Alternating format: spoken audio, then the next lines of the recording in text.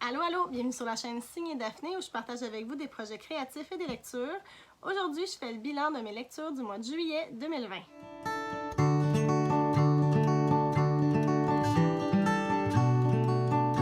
Bonjour tout le monde, j'espère que vous allez bien aujourd'hui. Ça me fait plaisir de vous retrouver. Merci d'être là. Alors, comme je l'ai dit en introduction, aujourd'hui, je fais le bilan de mes lectures du mois dernier, qui était le mois de juillet. Je participe cet été à 2 défis. En fait, il y en a un que j'ai décidé d'étaler jusqu'à la fin de l'année, mais il y en a un que c'est pour l'été, c'était les mois de juin, juillet et août, donc c'est pas terminé. C'est le défi livresque estival d'Encore une page. Et il y a aussi le défi Mets du bleu sur ta palle de Maps. Alors, je vais vous parler de mes lectures que j'ai faites dans les dernières semaines et puis comment elles s'imbriquent dans tout ça. Et j'ai aussi fait le week-end sans signet qui avait été organisé par Anne Littérarum. Alors, j'ai lu pas mal. Je suis vraiment contente. Je suis assez étonnée, en fait. Avant que je commence, par contre, je veux juste vous dire que toutes les informations, comme d'habitude, sur les livres que je mentionne, vont se retrouver dans la boîte d'infos juste en bas, ainsi que toutes les informations pour venir me rejoindre sur les réseaux sociaux. Et j'en profite pour vous demander de vous abonner si ce n'est pas encore fait. Donc, au mois de juillet, j'ai lu un grand total de 8 livres. En fait, j'en ai lu 7, puis j'en ai fini un que j'avais déjà commencé, mais ça fait quand même 8 livres. Alors que j'ai une moyenne habituelle de 3 à 4 livres par mois, on peut-tu m'applaudir quelque chose? Je suis vraiment comme étonnée, fière, satisfaite. Puis ça fait que je suis rendue à 33 livres lus à la fin du mois de juillet sur mon objectif de 40 livres de l'année pour toute l'année 2020. Ça veut dire que ça va vraiment bien mon affaire. Selon Goodreads, je suis 9 livres en avance. Alors, vraiment contente. J'ai aussi lu plus de livres québécois, alors ça aussi c'est un grand yé pour moi. Puis je pense une des raisons c'est parce que j'ai fait plusieurs plus petites lectures, alors ça a aidé. Évidemment, vu qu'il faut que je vous parle de 8 livres, je vais essayer d'être concise. Mes vidéos bilan n'ont pas l'habitude d'être extrêmement longs, mais là, double de livres, j'espère que ça ne sera pas double du temps. Je vais essayer de faire ça clair, concis, intéressant. On va essayer. Le premier livre dont je vais vous parler, c'est The Unhoneymooners de Christina Lauren. En fait, Christina Lauren, c'est un nom de plume pour 2 autrices qui sont Christina Hobbs et Lauren Billings. Donc, elles ont pris chacune leur prénom pour faire Christina Lauren. Et ça a été traduit sous le titre de L'Anti-Lune de miel. C'est paru en 2019. C'est une romance et pour moi, ça rentrait dans la catégorie Sun Kiss du défi livresque estival parce que c'est justement une romance. Dans ce roman-là, on va suivre Olive Torres qui a une sœur jumelle identique qui s'appelle Amy, mais bien qu'elle soit vraiment identique au niveau de l'apparence, au niveau de la personnalité, c'est 2 opposés. Alors qu'Amy est toujours positive, super chanceuse, tout roule dans sa vie. Olive, elle, tout va mal, elle est super gaffeuse, c'est plus négatif, plus pessimiste, donc elles sont vraiment opposées. Puis là, Amy se marie et pendant sa réception de mariage, il y a comme un genre d'empoisonnement alimentaire de toute la gang, sauf Olive parce qu'elle a des allergies alimentaires, fait qu'elle avait mangé d'autres choses. Puis aussi le frère du marié qui lui aussi n'avait pas mangé le buffet partagé par tout le monde. Fait que ce sont les 2 seules personnes qui sont pas hyper malades, à en vomir partout. Alors, ce sont ces 2 personnes-là qui vont prendre la place des mariés pendant leur lune de miel à Hawaï. Et puis là, évidemment, vous le voyez venir, là, tu sais, genre à 3000 milles de distance, il va y avoir une petite romance qui va se développer entre eux. C'est pas grave parce que c'est cute à mort. C'est vraiment cute. C'est bien amené, c'est bien écrit. On comprend pourquoi les personnages font ce qu'ils font, qui ils sont. Puis il y a aussi là-dedans une intrigue par rapport au mari d'Amy. Les liens fraternels entre les 2 sœurs, entre les 2 frères sont ajoutés à tout ce gros melting pot-là. Puis ça montre aussi comment, au fil des années, on peut changer, que notre vie, notre personnalité, c'est pas coulé dans le béton, là. Il y a possibilité de s'améliorer ou de changer les choses. J'ai vraiment aimé ça. J'ai donné 4 étoiles. Ça s'est lu d'une shot. C'était pas compliqué, c'était facile, c'était mignon. J'avais un petit sourire niaiseux là, dans la face là, pendant que je lisais, puis quand ça a fini, je suis pas une hyper fan de romans d'amour. J'aime ça une fois de temps en temps, mais il faut surtout que les romans d'amour n'aient pas d'instant romance. Moi, ça me turn off, mais complètement. Puis s'il y a un des deux personnages qui est toxique puis que l'autre continue d'être en amour, ça aussi, ça me fatigue. Mais dans ce cas-ci, c'est pas du tout le cas. Donc, c'était correct. Ce que j'ai aimé aussi, c'est que, oui, l'histoire d'amour est là, mais l'histoire d'Olive, c'est pas juste la romance, c'est tout ce qu'il y a autour dans sa vie. Elle n'existe pas seulement pour Ethan, qui s'appelle. Les deux ont des qualités, ont des défauts, ils ont une vie en dehors d'eux deux. Il leur arrive des trucs, sont attachants. Donc, une belle petite lecture d'été que j'ai beaucoup aimée. La deuxième lecture que j'ai faite, c'est la BD Paul à la campagne de Michel Rabagliati, qui a été publiée en 2007. Dans cette BD-là, on retrouve deux petites histoires. On a Paul à la campagne et Paul apprenti typographe. Donc, dans le premier, on voit Paul, adulte, qui amène sa fille au chalet de ses parents, puis qui se remémore quand lui allait au chalet, tous les souvenirs qu'il avait avec la nature, bon, etc.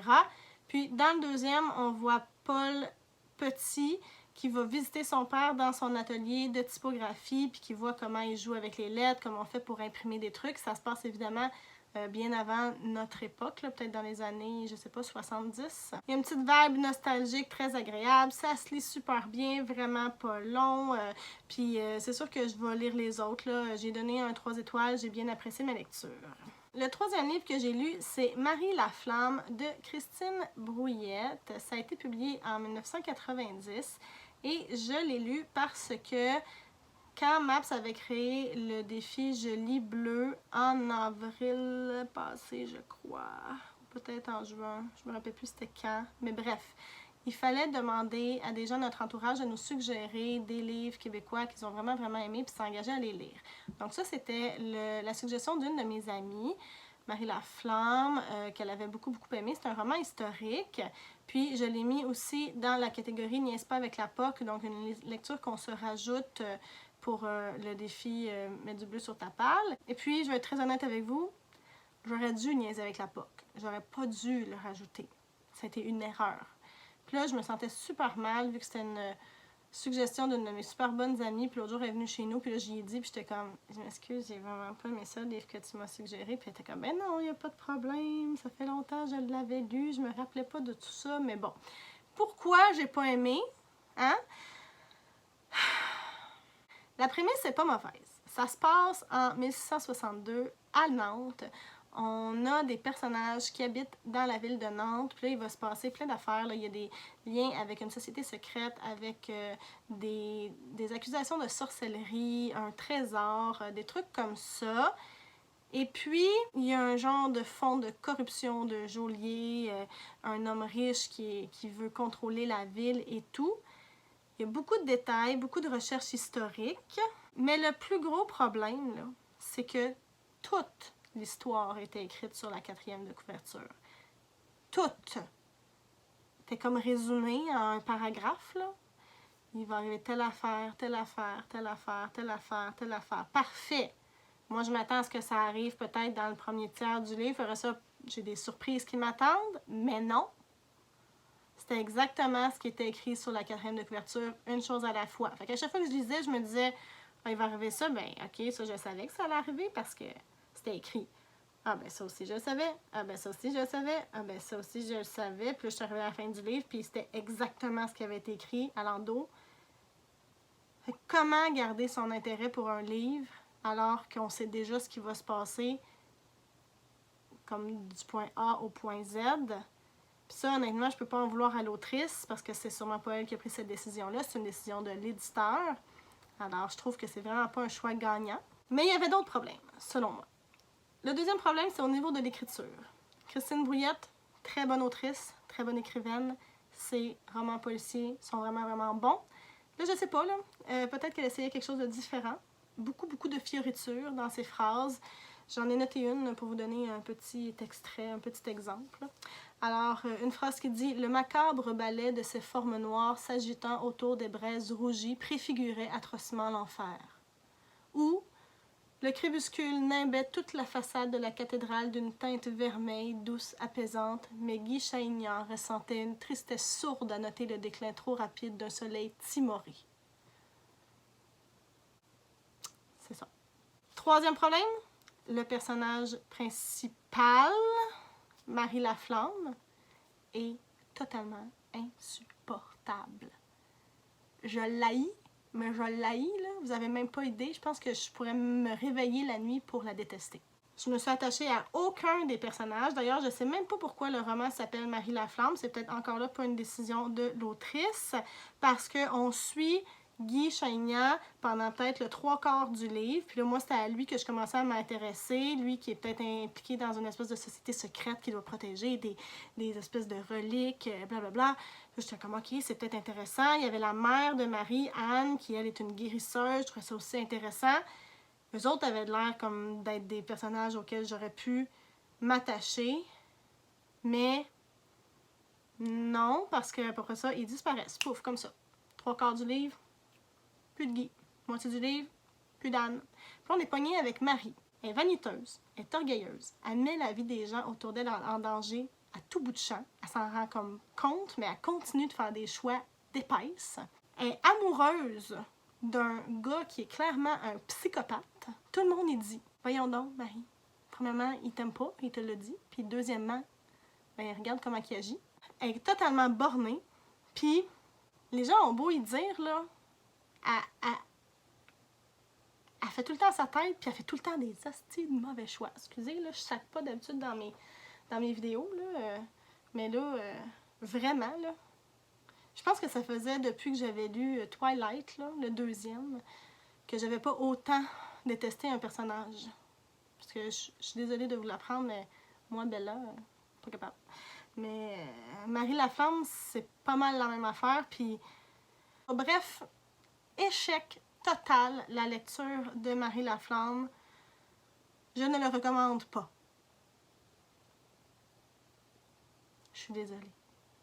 Par contre, pour me remettre dans une espèce de meilleur mood, j'ai fait une autre lecture par après, qui est ma 4e lecture du mois, qui était Summer at the Comfort Food Café de Debbie Johnson. Ça n'a pas été traduit en grand malheur, je vous l'assure. Et je l'ai mis dans la catégorie retour de vacances du défi Les Fresques estivales parce que ça se passait dans un environnement de travail, dans un café. Ça a été publié en 2016 et puis c'est vraiment une chouette histoire. On va suivre l'histoire de Laura, c'est une femme de 35 ans qui s'est mariée super jeune avec son mari, il avait comme 19-20 ans, ils ont eu des enfants, donc elle a 35 ans, elle a une fille de 14 ans et un garçon de 12 ans, et son mari est décédé dans un bête accident là, en faisant des travaux à la maison il y a 2 ans, et puis elle a vraiment de la difficulté à se remettre de la mort de cet homme avec qui elle a passé tant d'années. Elle essaie de faire son deuil, c'est difficile, elle essaie de passer à autre chose. Puis là, elle va voir une annonce. Il cherche quelqu'un pour travailler au Comfort Food Café dans une petite ville touristique balnéaire sur la côte. Alors, elle applique, puis elle est choisie. Donc, elle embarque ses 2 enfants, son chien, dans le char.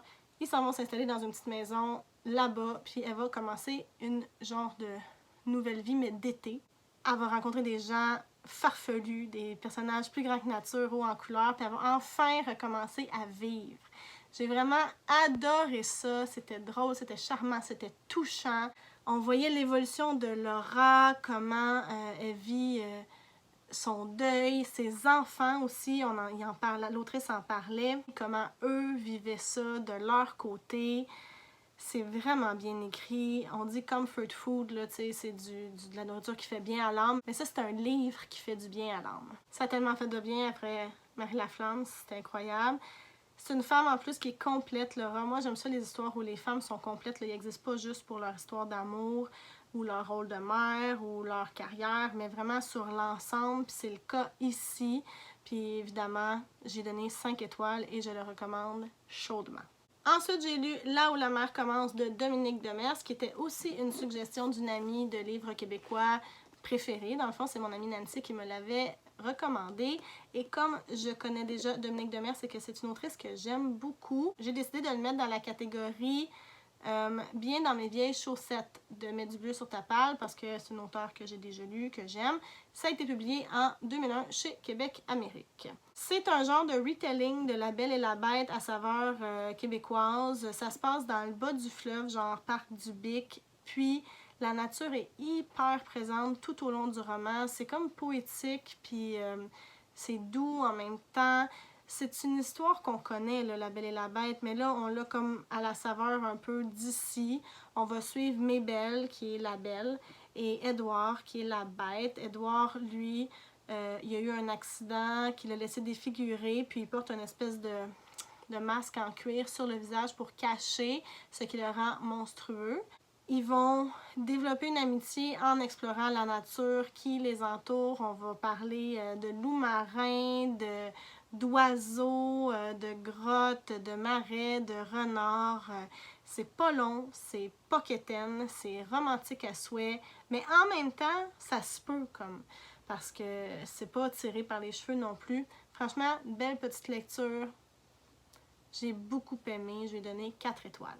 Ensuite, j'ai terminé le journal d'un écrivain en pyjama de Denis Laferrière que j'avais commencé, ma foi, en avril. Ça m'a pris beaucoup de temps.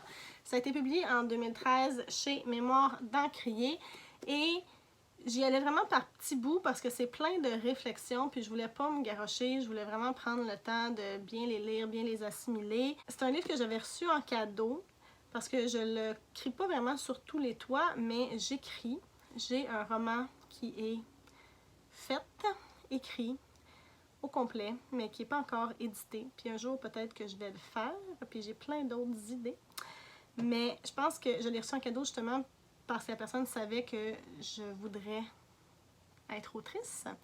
Et c'est plein de réflexions, de conseils sur l'écriture, la vie d'auteur, mais aussi sur la lecture. Il y a des anecdotes, il y a des réflexions plus philosophiques.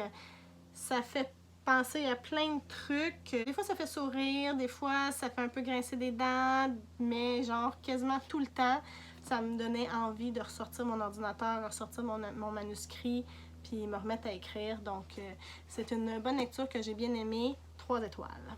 Le 6e livre que j'ai lu, c'est Une irrésistible envie de fleurir de Christine Michaud. Je l'ai lu dans le cadre du week-end sans signet parce que c'est ma couleur préférée, le turquoise qui est sur la couverture, mais il faisait aussi partie de ma palle de Mets du bleu sur ta palle, avoir un coup de foudre pour une couverture parce que je la trouve vraiment, vraiment magnifique. Ça a été publié en 2018 et dans ce livre-là, on va suivre une femme de 45 ans qui s'appelle Juliette.